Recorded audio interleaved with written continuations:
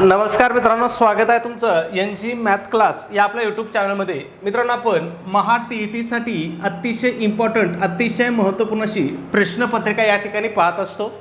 आजचा आपला विषय आहे बालमानसशास्त्र व अध्यापनशास्त्र. आता याच्यामध्ये काय करतो आपण की या विषयाचे आतापर्यंतच्या झालेल्या TET परीक्षेमध्ये विचारलेले प्रश्न आपण या ठिकाणी काय पाहत असतो. ठीक आहे. मग आजचा पहिला प्रश्न आहे आपला. जास्त वेळ घेत नाही आपण किंवा तुमचा कुठल्याही गोष्टीचा टाइमपास या ठिकाणी आपण करत नाही. खाली दिलेल्या शैशवावस्थेतील कारक कौशल्य विकासाच्या वैशिष्ट्यापैकी कोणते विधान अयोग्य आहे, म्हणजे कोणतं विधान चूक आहे असं विचारलं आपल्याला. कशामध्ये? तर जे काही शैशवावस्थेमधली किंवा शैशवावस्थेमधले जे काही कारक कौशल्य आहेत ह्या विकासाच्या वैशिष्ट्यापैकी कोणतं विधान चुकीचं आहे, म्हणजे कोणतं वैशिष्ट्य नाही असं आपल्याला विचारलंय. मग बघा, नवजात शिशूला भावविश्व नसते.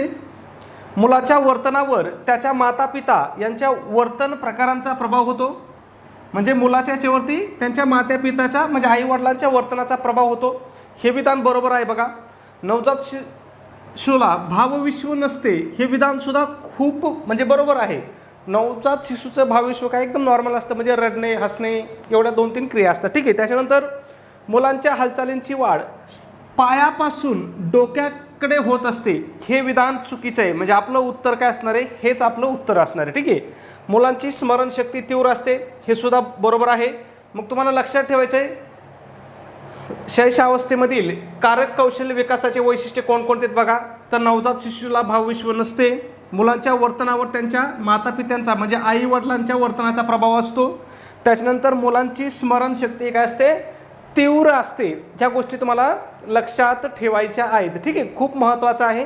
त्याच्यानंतर या ठिकाणी अजून बघू आपण की हे जे काही विविध मानसशास्त्रज्ञ आहेत त्यांनी काय केलेलं आहे की बालकाच्या विकासाचे विविध टप्पे केलेले आहेत. मग आपल्याला याच्यावरती सुद्धा प्रश्न वारंवार विचारलेले आहेत परीक्षेमध्ये. मग कोणकोणते बघा, शैशवावस्था कंतू आहे त्यालाच इन्फॅन्सी म्हणतात. ही जन्मापासून 2 वर्षापर्यंत असते. त्याच्यानंतर पूर्व बाल्यावस्था 2 ते 6 वर्षे आणि उत्तर बाल्यावस्था 6 ते 12 वर्षे. त्याच्यानंतर किशोरावस्था किंवा त्यालाच कुमारावस्था म्हणतात. ही कुमारावस्था काय असते? 12 ते 18 वर्षापर्यंत असते. म्हणजे ही जी बालकांच्या विकासाचे जे काही महत्त्वाचे टप्पे आहेत किंवा ह्या काही अवस्था आहेत ह्या तुम्हाला पाठ करायच्या आहेत, कारण परीक्षेच्या दृष्टीने ह्या महत्त्वाच्या आहेत. परीक्षेमध्ये आतापर्यंत याच्यावरती वारंवार प्रश्न विचारलेले आहेत. ठीक आहे. पुढच्या प्रश्नाकडे जाऊ आपण. प्रश्न क्रमांक 2 आहे बघा. वाचन अक्षमता असणाऱ्या विद्यार्थ्यांच्या बाबतीत खालीलपैकी कोणती बाब अयोग्य आहे? बघा, प्रश्न वाचताना तुम्हाला व्यवस्थित वाचायचा आहे. त्यांनी काय विचारले? कोणती बाब अयोग्य आहे. आता अयोग्य म्हणजेच काय? पुन्हा तर चुकीची गोष्ट, म्हणजे कोणती बाब ही चूक आहे असं आपल्याला या ठिकाणी विचारलेलं आहे. ठीक आहे. मग बघा, शब्द आठवणे कठीण जाते.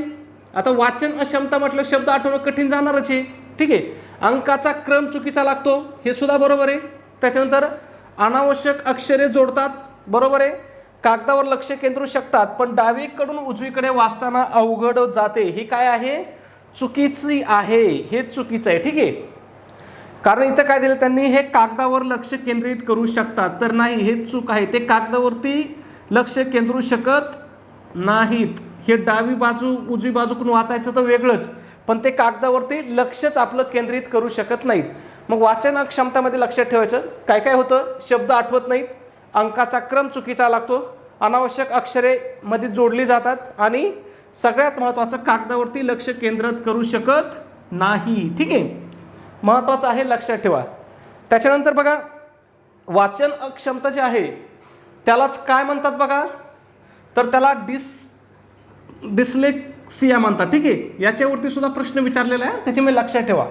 मग असलेल्या मुलांना कागदावर किंवा मजकुरावर लक्ष केंद्रित करणे म्हणजे फोकस करणं काय होतं? त्यांना सर्वात कठीण जातं. त्यांना काय होतं? ते जे अक्षर आहेत ही अक्षर त्यांना हलल्यासारखी दिसतात किंवा नाचल्यासारखी वाटतात. ठीक आहे. म्हणून त्यांना त्या ठिकाणी लक्ष केंद्रित करणं सर्वात अवघड असते. ठीक आहे.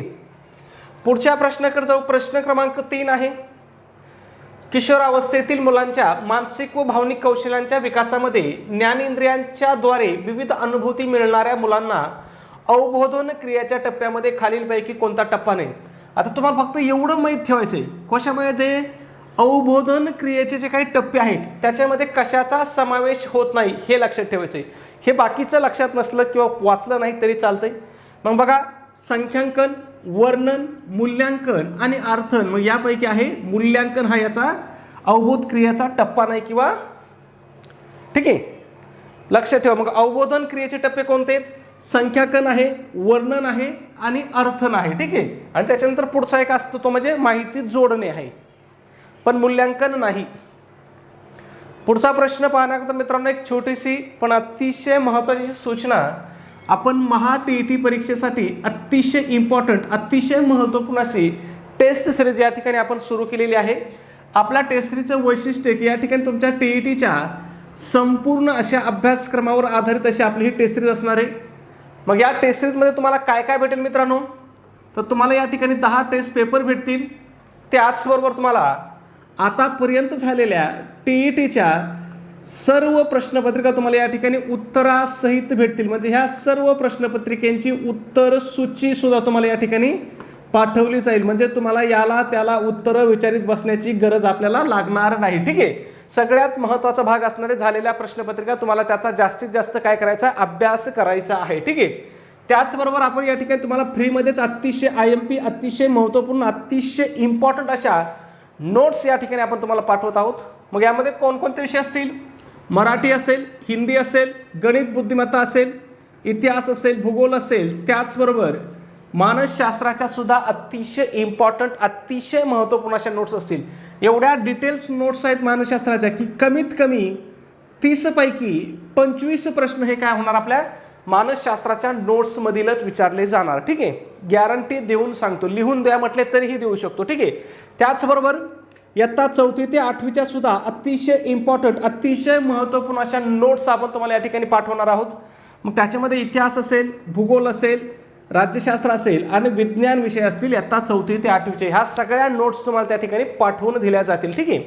मग जर तुम्ही फक्त परीक्षेला जाण्यापूर्वी जर एवढ्याच मटेरियलचा, आपण पाठवलेल्या स्टडी मटेरियलचाच जर अभ्यास केला तर तुम्ही परीक्षेमध्ये सहज 100 पेक्षा जास्त मार्क या ठिकाणी सहज घेऊ शकता.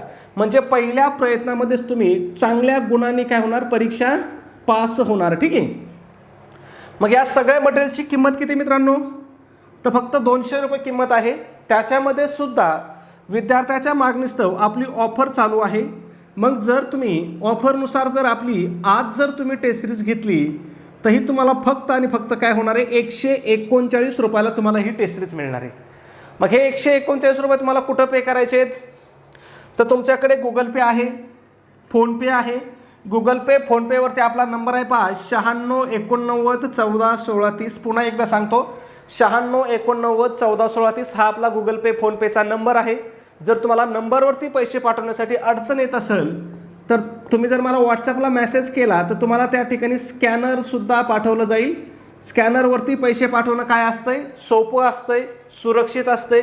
म्हणजे तुम्ही आपण पाठवलेले पैसे चुकून तिसऱ्याच व्यक्तीला जाण्याचा धोका त्या ठिकाणी राहत नाही. नंबरवरती जर एखादा नंबर चुकला तर पैसे आपले दुसऱ्याच व्यक्तीला जाऊ शकतात. तसं स्कॅनरवरती होत नाही. ठीक आहे. मग तुम्ही जर मला व्हॉट्सॲपला मेसेज केला तर तुम्हाला स्कॅनरसुद्धा पाठवलं जाईल. मग तुम्ही गुगल पे, फोनपे असेल, तुमचं कुठलंही UPI ॲप असेल त्याच्यावरून 139 रुपये पाठवायचे. पाठवलेल्या पैशाचा एक काय करायचं, एक स्क्रीनशॉट काढायचा आहे आणि हा स्क्रीनशॉट मला व्हॉट्सॲपला टाकायचा आहे. व्हॉट्सॲपला आपला कोणता नंबर आहे?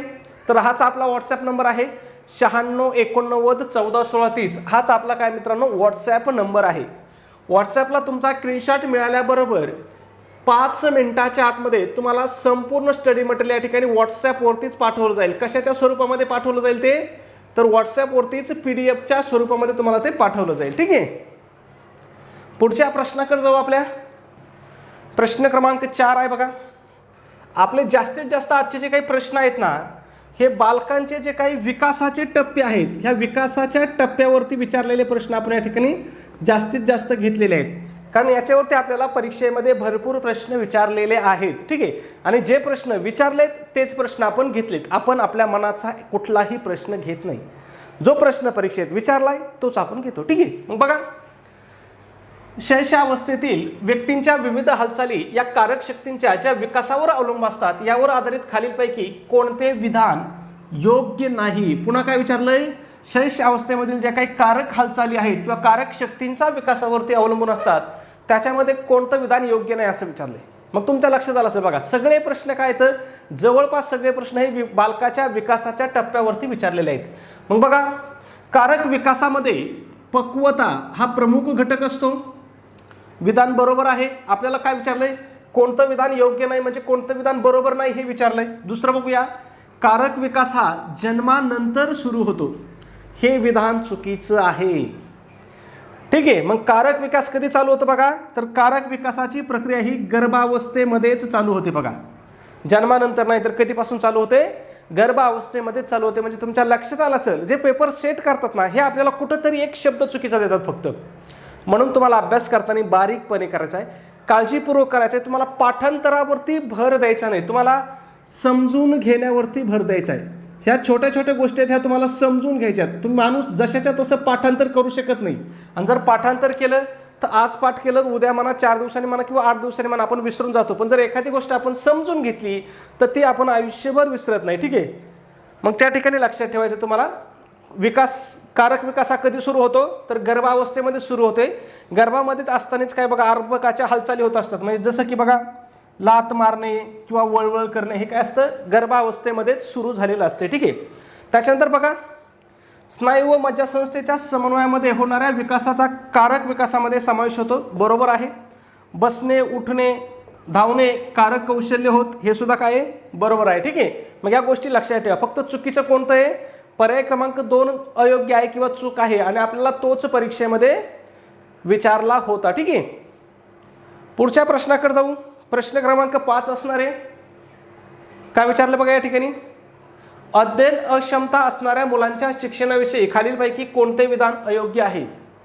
अध्ययन अक्षमता, याच्या अगोदरचा प्रश्न आपला वाचन अक्षमता मधला होता. आता हा अध्ययन अक्षमतामध्ये. आणि काय विचारलंय, पुन्हा अयोग्य विचारलंय म्हणजेच चूक विचारलंय. त्याच्यामुळे प्रश्न वाचताना बहुतेक वेळेस बारीक वाचूनच लिहायचा प्रश्न सोडवायचा. ठीक आहे. या मुलांना अध्ययनासाठी जास्त वेळ द्यावा, बरोबर आहे की नाही. ज्या मुलांची अध्ययन अक्षमता आहे यांना अध्ययनासाठी जास्त वेळ दिला पाहिजे. या मुलांना मानसोपचार तज्ज्ञाकडे न्यावे, हे सुद्धा बरोबर आहे. त्यांच्यासाठी अमूर्ताकडून मूर्ताकडे न्यावे, हे विधान चुकीचं आहे किंवा अयोग्य आहे. मग आपलं उत्तर काय असणार आहे, पर्याय क्रमांक 3 हेच उत्तर असणार आहे. वेगवेगळे स्मरण खेळ त्यांना द्यावेत, हे सुद्धा काय आहे, योग्य विधान आहे. मग यामध्ये 3 विधान योग्य आहेत, एक चुकीचं आहे. मग ते कोणतं चुकीचं आहे, तर पर्याय क्रमांक 3 चुकीचं आहे. मग त्यांना अमूर्ताकडून मूर्ताकडे न नेता त्यांना नेहमी कसं केलं पाहिजे, मूर्ताकडून अमूर्ताकडे नेलं पाहिजे. म्हणजे बघा इथं सुद्धा त्यांनी बघा किती थोडीशी चूक केली बघा, फक्त ते उलटं केलंय. म्हणून तुम्हाला काय सांगतो मी, तुम्ही फक्त समजून घेत चला. ठीक आहे. पुढच्या प्रश्नाकडे जाऊ. प्रश्न क्रमांक 6. किशोरावस्थेत मुलांची प्रवृत्ती आपल्या मित्रांच्या टोळ्या करून राहण्याची असते. याचा शालेय उपक्रमातून फायदा करून घेण्यासाठी शिक्षकाने पुढीलपैकी कोणती बाब टाळावी. शिक्षकाने कोणती बाब टाळावी असं विचारले. कधी, तर जे काही किशोरावस्थेतील मुलं आहेत हे मुलांची प्रवृत्ती काय असते, तर त्यांच्या मित्रांच्या टोळ्या करून राहण्याची ही किशोरावस्थेमधल्या मुलांची प्रवृत्ती असते. मग याचा शालेय उपक्रमातून काय करून घ्यायचं आहे, आपल्याला फायदा करून घ्यायचा आहे. त्यांच्या या वृत्तीचा काय करून घ्यायचा आहे, फायदा करून घ्यायचा आहे. मग तो फायदा करून घेण्यासाठी शिक्षकाने कोणती कृती टाळावी असं आपल्याला विचारलं. मग बघूया. विद्यार्थ्यांचे त्यांच्या मर्जीनुसार गट करून त्यांच्या विविध स्पर्धांचे आयोजन करावे. बरोबर आहे. टाळायची गोष्ट नाही, केलंच पाहिजे. असं केलं तर त्यांच्यामध्ये कोणत्या गुणाची हे लागते बघा, सांघिक प्रवृत्ती वाढते. बघा काय होतं त्याच्यामुळे, त्यांची सांघिक प्रवृत्ती वाढते. ठीक आहे. टीम स्पिरिट, आपण काय म्हणतो थोडक्यात, त्यांचं टीम स्पिरिट वाढतं. ठीक आहे. त्याच्यानंतर वर्गाच्या शांततेची सजावटीची जबाबदारी विद्यार्थ्यावरती टाकावी. बरोबर आहे. विद्यार्थ्यांचा गट करून सांगा, बाबा या विद्यार्थी हे काम करा, ते विद्यार्थ्यांनी तिकडलं काम करा, या विद्यार्थ्यांनी बाहेरचं काम करा. गट करून आपण सांगतो. ठीक आहे. विद्यार्थ्यांनी केलेल्या तक्रारीकडे गांभीर्याने पाहावे. मग या ठिकाणी ही बाब काय करावं लागणार आहे, शिक्षकांना टाळावी लागणार आहे. बघा कोणती बाब, पर्याय क्रमांक 3 ही बाब टाळावी लागणार आहे. विद्यार्थ्यांनी केलेल्या तक्रारीकडे गांभीर्याने पाहावे. आता का टाळावी लागणार आहे मी सांगतो तुम्हाला. आधी एकदा 4था पर्याय वाचू आपण. टोळी करून विध्वंसक कार्य करायला उपद्योग होणार नाही, हे पाहावे. हे बरोबर आहे. म्हणजे हे बघायचं आहे शिक्षकांनी.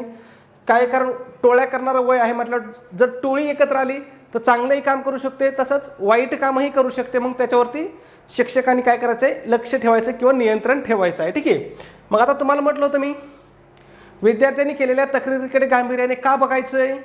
मग हे चूक काय आहे, तर बघा शिक्षकाने तक्रारी ऐकून घेतल्या पाहिजेत पण त्यातील तथ्य तपासावे आणि शक्यतो तक्रारींचे निवारण हे मुलामध्ये समेट घडून आणून किंवा समुपदेशन करून करावे, न की केवळ तक्रारीवर आधारित शिक्षा देऊ.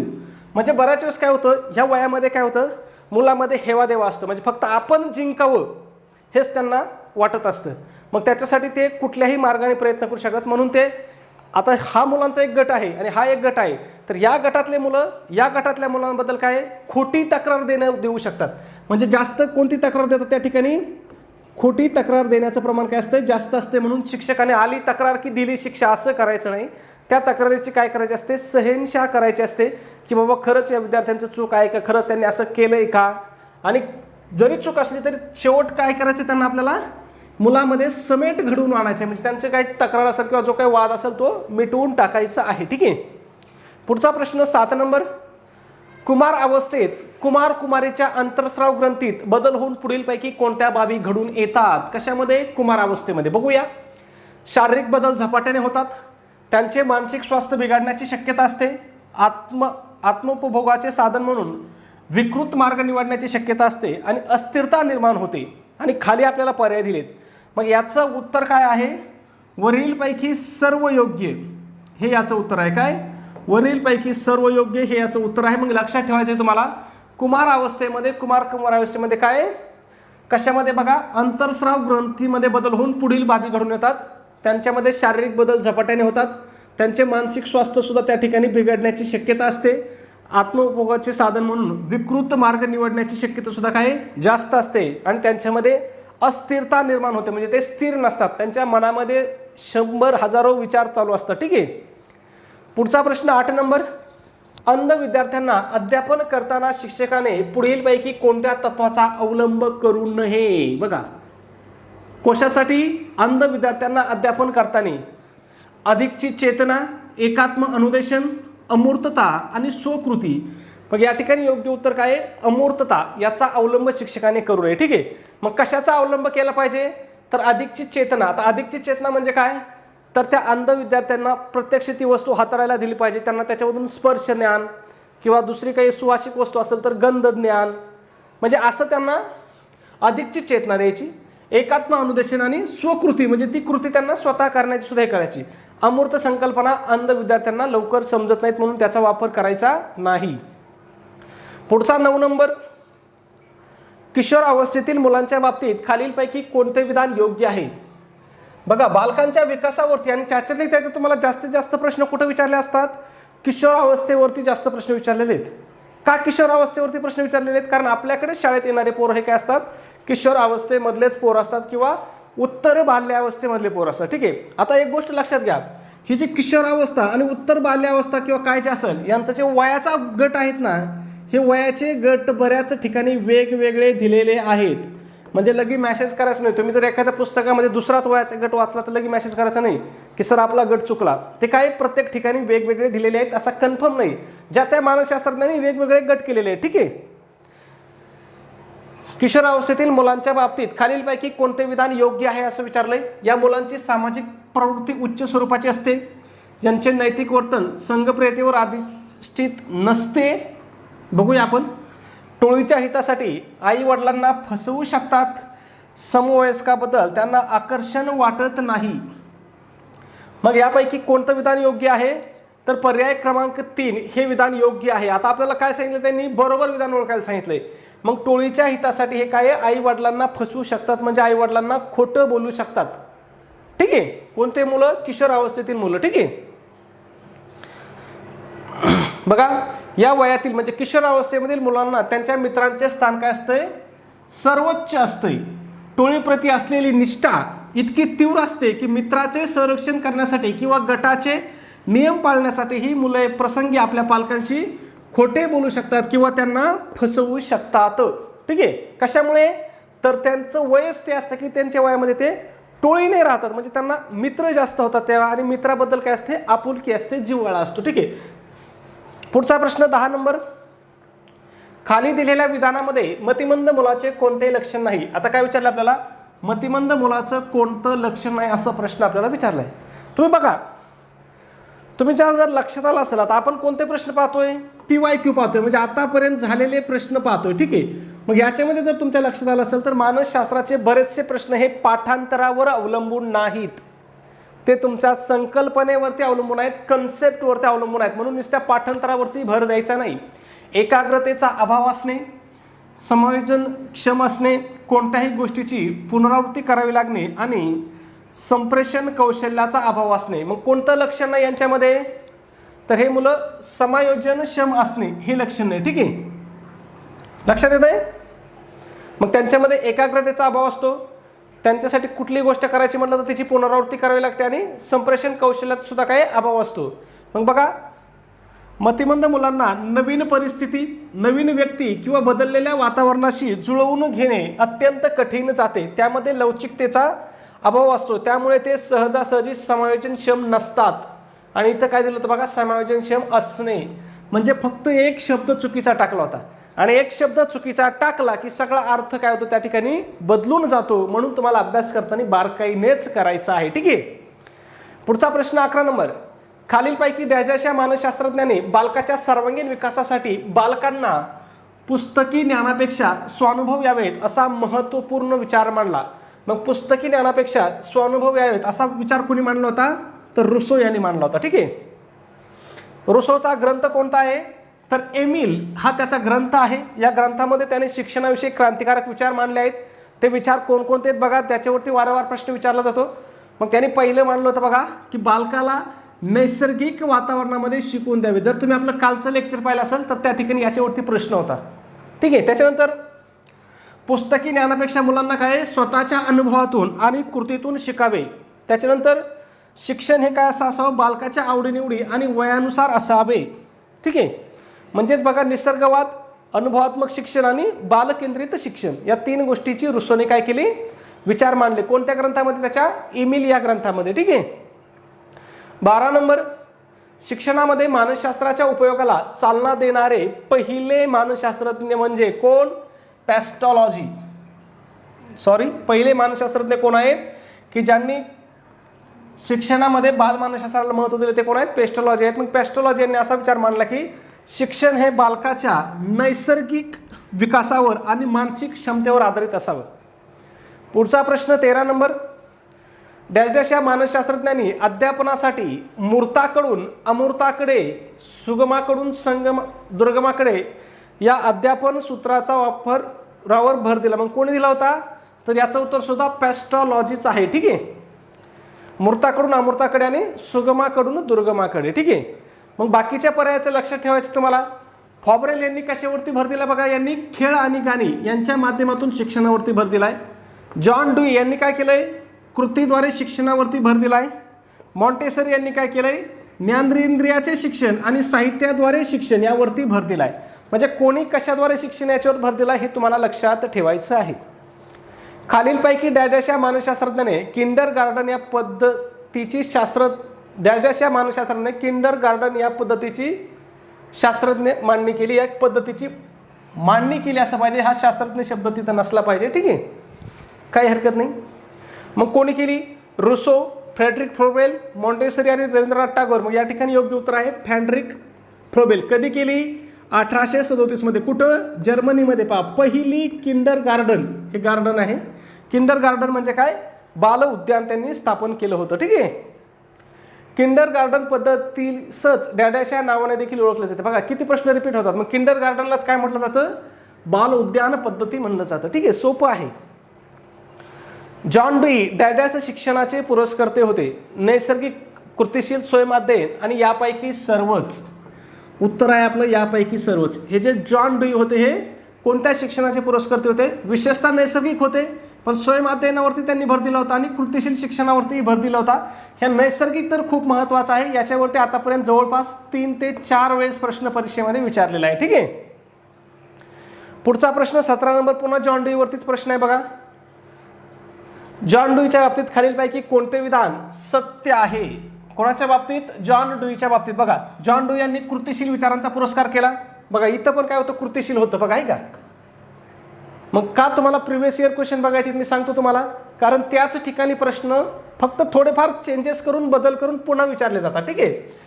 मग जॉन डुई यांनी कृतिशील विचारांचा पुरस्कार केला. जॉन डुई यांच्यामध्ये खरे शिक्षण हे अनुभवातून व कृतीतून मिळते. शैक्षणिक विचारांना मूर्त स्वरूप देण्यासाठी जॉन डुई यांनी 1896 मध्ये शिकागो येथे प्रयोगशाळा स्थापन केली आणि यापैकी सर्वच, मग उत्तर आपलं असणारे पर्याय क्रमांक 4 हे यापैकी सर्वचे उत्तर. मग तुम्हाला जॉन डुई बद्दल लक्षात ठेवायचे, त्यांनी काय भर दिला? कृतिशील विचारांचा पुरस्कार केला. यांच्या मते खरे शिक्षण हे कशातून मिळतं? अनुभव व कृतीतून मिळतं. त्याच्यानंतर या शैक्षणिक विचारांना मूर्त स्वरूप देण्यासाठी त्यांनी 1896 शिकागो या ठिकाणी काय केली होती? प्रयोगशाळा स्थापन केली होती. ठीक आहे. पुढचा प्रश्न म्हणजे आपला शेवटचा प्रश्न, शिक्षणशास्त्रामध्ये मानसशास्त्राच्या उपयोगाला चालना देणारे पहिले मानसशास्त्रज्ञ म्हणजे डॅश डॅश होत. ऑप्शन आहेत आपल्याला रुसो, पॅस्टॉलॉजी, फ्रोबेल आणि मॉन्टेसरी. मग या प्रश्नाचं उत्तर तुम्हाला काय करायचं आहे? कमेंटमध्ये सांगायचं आहे. चॅनलला सबस्क्राईब केलं असेल सबस्क्राईब करा. व्हिडिओ आवडला असेल तर प्लीज एक लाईक करत चला आणि आपला व्हिडिओ तुम्हाला कसा वाटतो हेही कमेंटमध्ये नक्की सांगत चला. धन्यवाद मित्रांनो.